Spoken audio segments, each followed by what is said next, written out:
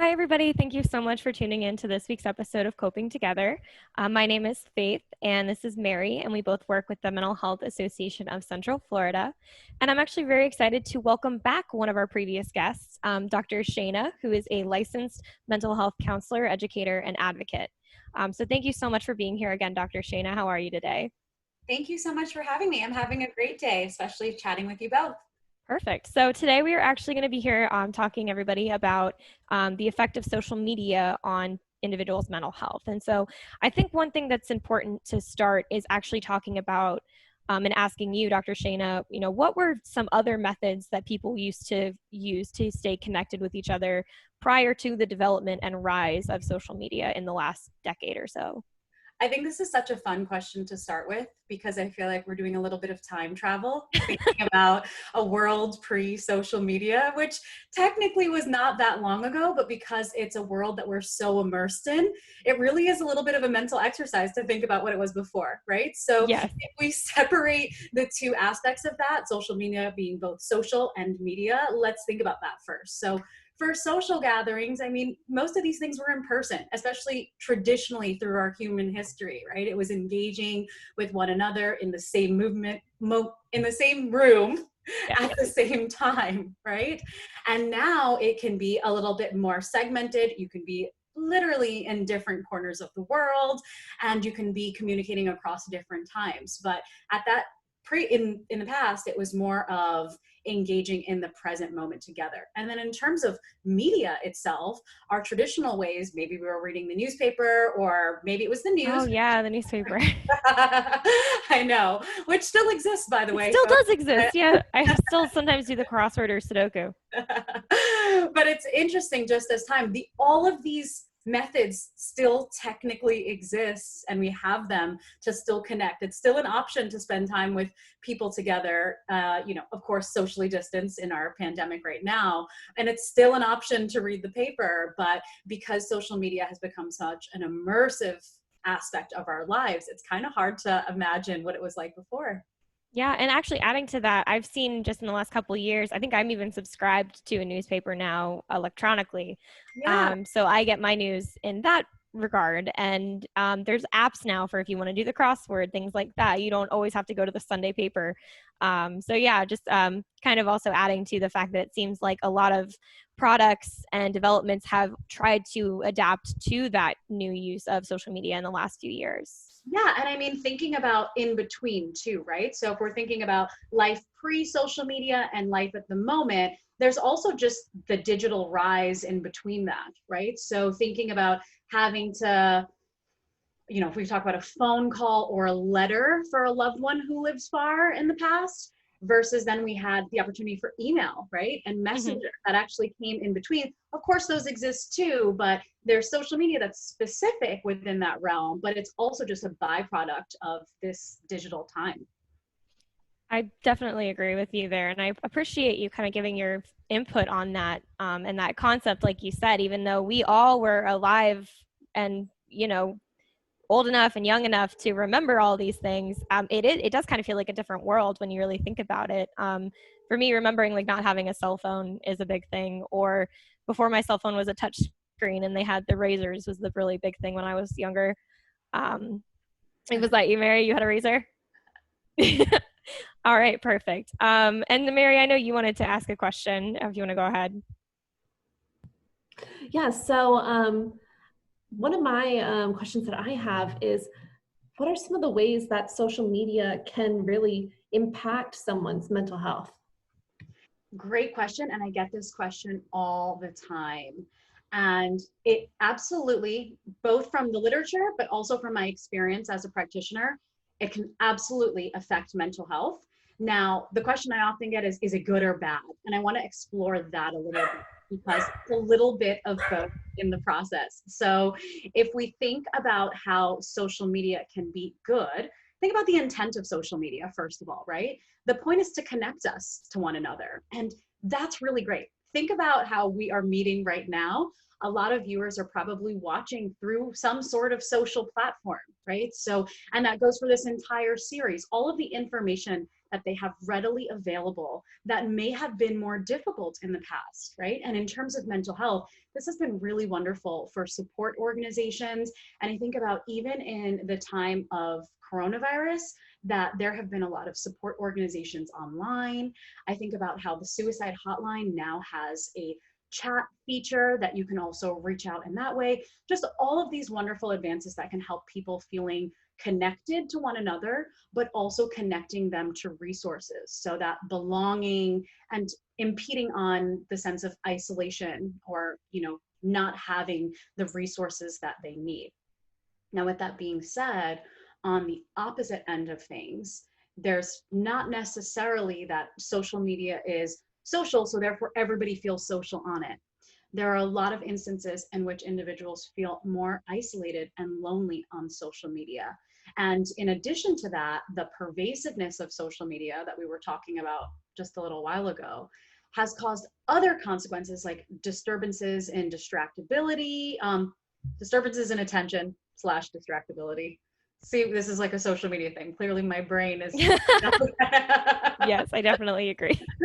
but in the present, but also even when you're trying to wind down. So when you're actually on some sort of social platform, but even if your intention is to not be on an app at that time, let's say, but you're trying to wind down for bed, that there have been associations with social media use and inability to wind down. And I'm sure many would relate to that because that's something that I've seen in the literature, but also I've heard a lot of complaints about, especially in my clients. Another interesting thing about distractibility, there was this really fascinating study out of the University of British Columbia that showed that even when you're present with people, that distractibility can cause more of a consequence that can rupture the relationship. So what they're kind of alluding to there is that notion of, when people talk about the phantom buzz, that they think that there's some sort of notification or a message. You definitely felt like you got a text message or you got a notification on Instagram, something like that. But you didn't. But you're so that gratification, that reinforcement, that habit impulse, right? That people go for it. Now, whether or not it's a real, it's a sensation in that moment or whether or not it's actually happening, this study was kind of exploring that if you are present with somebody else and they go ahead and they reach for their phone in the middle of you talking to them, that can kind of hinder the relationship then just out of the perception that you're not present, engaged. It might seem like common sense, but I still thought that this study was really interesting. Another really interesting aspect of more of the negative side of things, the Center for Humane Technology highlighted that individuals may want to immerse on social media because they want to feel more connected. However, the fear of missing out on that connection can cause people to overuse their social platforms. So the intention can start out really good, but without boundaries, which we'll touch on in a little bit, but without boundaries around that, it can go too far, even though the intention was good. And then I mentioned the loneliness aspect. So that kind of relates to that whole like missing out, the comparison aspect of things, but also it can be more aggressive, right? So cyberbullying and that way, social media is often a platform for that. And then finally, thinking about the addictive quality of social media. There was a really interesting, actually it was a set of studies by Eric Pepper and his colleagues that showed that smartphone use is showing really similar neurological connections to opioid addiction. So that whole, and it's something to really think about in that way is that people talk about cell phone addiction, but it's not a diagnosable aspect in, at the ICD or the DSM at this moment, but it's something to keep on our radar. So with all that being said, I want to take a step back to recognize that there are positive influences on mental health and there are potentially negative influences on mental health. And also to throw out there that there are some studies that have explored the positive and negative aspect and showed that there's no relationship, right? So what could really be going on there? Something that I've noticed, especially in practice, is it's less about the use itself and could be a little bit more about how you're using it. So I mentioned a little bit about that before, about the intention. So I think this is a really great activity for everybody right now watching to just stop and think about when you are using social media, if you're using social media, what is your intention? What are you using it for? And are you meeting that purpose? And also, when do you go beyond that purpose, right? So common reasons, if you're catching yourself, are you really actually just trying to keep up with the Joneses? Or are you trying to stay in contact with your loved ones near and far? Are you trying to use it as a way to learn about what's going on in other people's lives and in the world? Or are you using it to kind of escape the monotony of your day, right? So there's a variety of ways, and I'm not saying that anyone uses only one way, but I think being more intentional about our use will help us to be more accountable, and that way we can set better digital boundaries overall, especially in social media. That way we're utilizing more of the positive benefits and kind of setting up a buffer for some of those negative aspects. If I can just comment on that, Dr. Shainna, I really do think it's a wonderful kind of note that you closed on there with that topic or that question particularly, because I think it's really great to shift it as we do have the ability to kind of have a sense of control over that. Because sometimes I think we all almost feel so locked into our devices and our social media that it's an urge, it's something that we can't control. But if we shift the perspective on it, I think that we absolutely can. I don't know about you guys, but like when I was growing up and everybody started having a cell phone, we weren't allowed to have our cell phones at the dinner table. And it used to be really annoying, especially when we'd go out to eat and you'd just be sitting there. But now that I'm older, I really do appreciate that because I get to have those conversations with my family. I get to have those conversations with my loved ones. And that is something that I appreciate. And I'm so sorry. That was me getting a call. Sorry. See, social media, phones, all that fun stuff. Okay, perfect. So to kind of transition, one thing we've kind of touched on a little bit is COVID-19, which is the reality and current state that we're living in. And I want to ask you if you have any advice or thoughts for the people who are really anxious about COVID and the frequent news stories, things, you know, the updates in regards to like a recommended amount of daily social media exposure for them. Yeah, absolutely. First of all, I want to empathize as a practitioner, but also as a person in this pandemic. We're all in this together. And I think that all of us have felt that influence of your life shifting, some more than others, but that shift of what I hoped this year would be, it hasn't been. And some people have had some really wonderful wellness goals, even around social media and digital well-being that we're talking about today. And because of the pandemic, that's had to shift. That's a reality for a lot of people. And specific to the pandemic and how people are coping, I want to highlight that this really is a catch-22.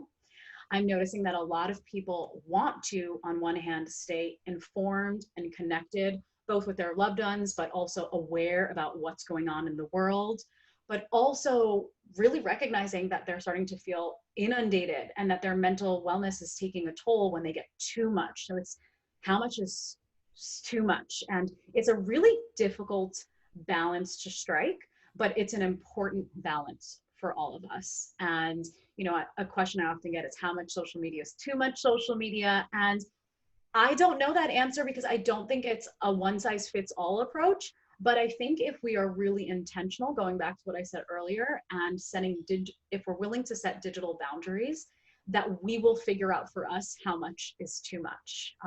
I'll share some of the strategies that I use personally, have suggested to my clients, and I often write about as well in terms of digital well-being.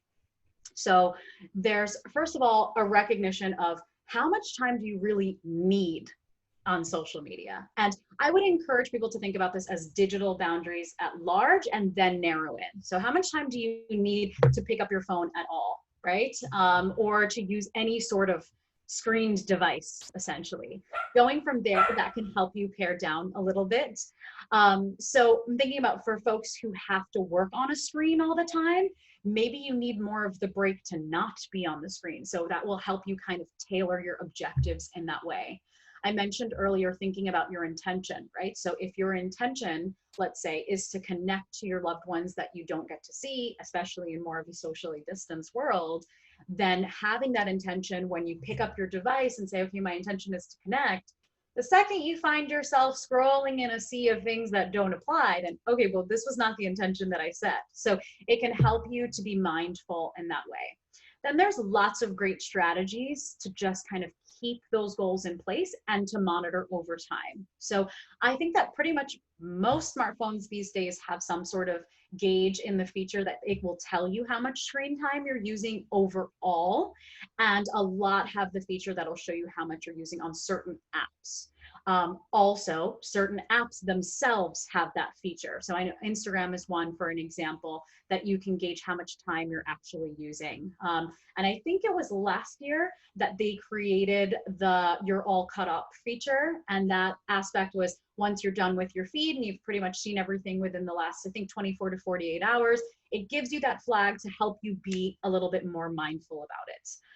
Something that I've noticed that has worked really well for clients and loved ones is setting a sort of timer. So if you say, all right, you know what? I got that data result on Sunday and it told me I used 15 hours on my phone, just saying a random time here. And you say 15 hours is way too much. I do not want to do that. I'm going to try to chop that down to whatever arbitrary number. Let's just, for the sake of this, say 3, right?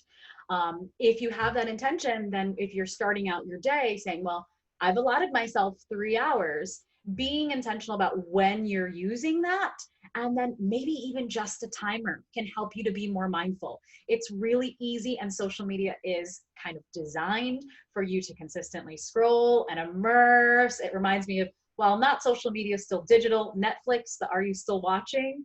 Social media barely has that parallel feature. So many times it's easy to just keep going and going and going. So thinking about that. And kind of related to time, just thinking about what your intentions are. You know, do you want to look at your social media the first thing in the morning? And if you do, how does that affect you, reflecting in that way? Do you really want to use your social media as the first thing you turn to in your breaks? Or is there a more intentional way that you could use your breaks to boost your wellness, like making sure that you're going for a walk or doing deep breathing, meditation, what have you? And then also at the end of the day, I know I mentioned earlier that there have been a lot of studies that have shown that social media usage has been linked to distractibility, not just in the day, but also sleep disturbances as well. So even just setting that bedtime for yourself in terms of social media. Sometimes I definitely use the "do not disturb" feature in the evening for all sorts of digital correspondences, but also I've suggested people to just leave the phone in another room altogether so you don't have that impulse to go and grab it. So those are a lot of different strategies, but I think that the key one is to even be willing to reflect about it and being willing to say, what were my intentions? Am I aligned with my intentions? And then, you know, not shaming yourself if you catch yourself using more social media than you had hoped, just recognizing that that's a little bit of our life these days. And then what can you do to better align with what your hopes are? I really appreciate all that information. Sorry, go ahead, Mary. I was just going to say, I feel like a lot of those tips are really useful, especially currently in our news cycle. There's so much information that's kind of, it's upsetting for a lot of us to take in. And, you know, for if we're on our social media for, you know, hours a day, then of course, you know, it's going to impact our mental health. But that kind of leads us into our last question, where I would really like you to talk about if and how you think social media plays a role in today's news, and with the recent shift we've seen in society with things such as COVID-19 as well as Black Lives Matter. Absolutely. I think this is a wonderful question. And I'm noticing that a lot of people are influenced by these events happening in general.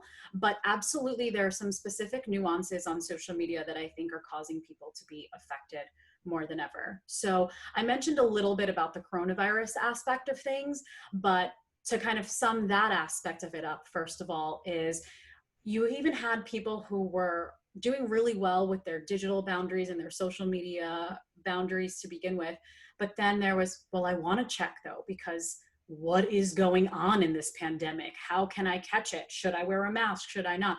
Talking about especially those early days. And I think it's still going on now, but that was a real issue of people didn't want to use their social media as much, but felt like they needed to use it. And that was an interesting time because a lot of people were sharing more of opinions at that time, and it's still to this point there's a lot of unknown about the virus itself. And one of the differentiations there in terms of news media is thinking about the sources that you are receiving something from. So a lot of times if someone, let's say, posts an article and shares their opinion with it, and you realize you click on the article and the article actually has nothing to do with the person's opinion. So checking your sources, checking credibility, that's a really helpful way, because in terms of social media, everybody has a platform, right? So that's one of the key distinctions in our time versus times in the past. And of course, there's more of an influence for some platforms more than others. But with that being said, everybody has a voice. In terms of Black Lives Matter, I think that social media kind of made this movement have the intensity that it has today, since it's not a new concern in our history. So I think about even just the digital realm a little bit wider of camera footage, right? So if we didn't have the footage, I'm not sure we would have been as, the graphic aspect of it, as painful as it is. I think that really caused people to not be able to deny that this is still a present concern, whereas previously it was more of people saying things and maybe others either recognizing or unfortunately denying other people's experiences. But when there's footage, so that's not social media necessarily, but that's more of even just our digital time, and then the conduit of social media in that realm. So in that way, again, there's good and bad with the aspect that everyone has a platform and everyone's voice can be shared. I'm noticing that this is causing a lot of influence on mental health for good and bad. So I'll start a little bit first with the difficult aspect of things, is that, now with social media, you can see a lot of people's stances in the present, or maybe things people have said in the past that they're now being held accountable for example.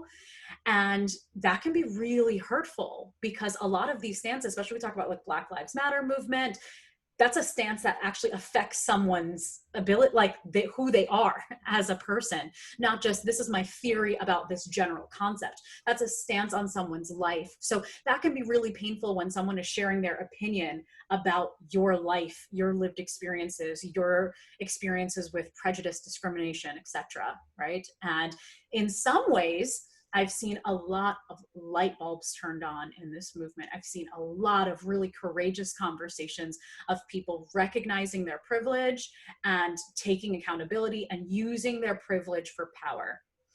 And that can be really empowering to see and witness, somebody who may not understand another's experience, but saying, wow, you're really willing to listen to me and see and own and stand with me in this fight, right? I'm seeing a lot of that.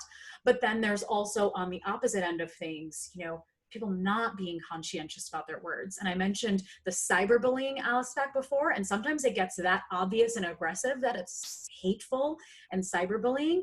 And sometimes it's a little bit more passive aggressive, maybe a little bit more sinister, and it's still painful in that way too. So this is just the general notion that everybody has a platform. It can be used for good and bad, but either way, it can be triggering and it can be overwhelming. So I'm thinking about the best case scenario, that somebody learns a little bit, let's say hypothetically somebody who in the recent past, their eyes were opened to the importance of the Black Lives Matter movement, and they want to do something to advocate, donate, what have you, right? And they're trying to help and they're trying to go out there. There's still burnout that can happen from that too. So really good intentions, wanting to do well, and that can be exhausting. And I'm thinking about, anyone who actually does identify as a Black American in the middle of the Black Lives Matter movement, trying to recognize everybody turning their lights on to something that's been your lived experience the whole time. On one hand, that can be really helpful, and there's like an optimism and a movement for change that can be really positive. But at the same time, it can be really triggering when your lived experience that you're trying to cope with every day, now everybody's talking about all the time. And again, the variety of opinions, it can be really triggering because you may not be able to escape from that and find your calm and center and safety from that too. So all in all, this has been quite a year for social media. And social media is not going anywhere.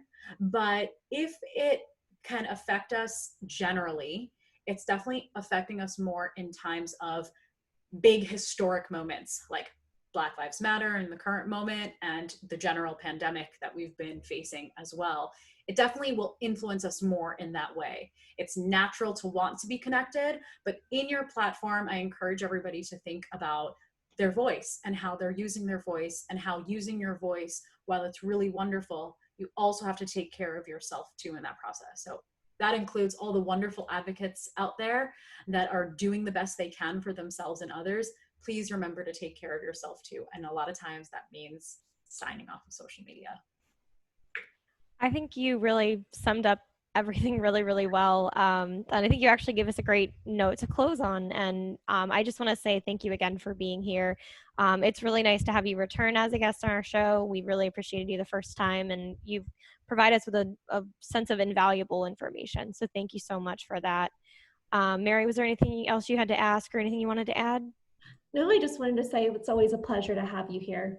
Thank you both so much for your time. I really appreciate getting to talk about this important topic, not just in 2020, but like I mentioned, social media is here to stay. So it's important for us to think about, because we often don't have this conversation about how digital wellness is an aspect of wellness. So thank you. Absolutely. And to all of you who are watching, thank you so much again for tuning in. Mhm. If you have any thoughts, anything that you'd like to see us talk about, anybody you'd like to bring on, let us know in the comments below, or feel free to contact us via Facebook, via our website, however. And please take a look at Dr. Shainna's website, her page. You know, obviously she's a wealth of information. So please, she's a wonderful advocate for mental health and educator. So thank you again so much for being here, Dr. Shainna. Thank you, Mary, and thank you all for watching. We'll see you next time. Thank you. Bye. Bye.